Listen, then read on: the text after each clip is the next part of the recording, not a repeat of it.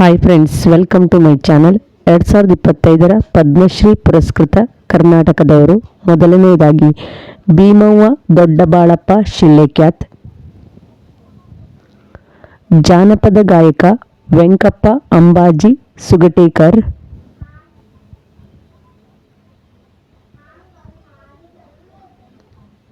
cancer ತಜ್ಞೆ doctor Vijayalakshmi Deshmane,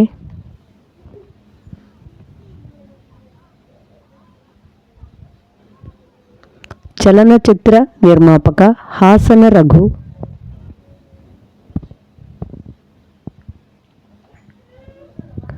ಉದ್ಯಮಿ ಪ್ರಶಾಂತ್ ಪ್ರಕಾಶ್,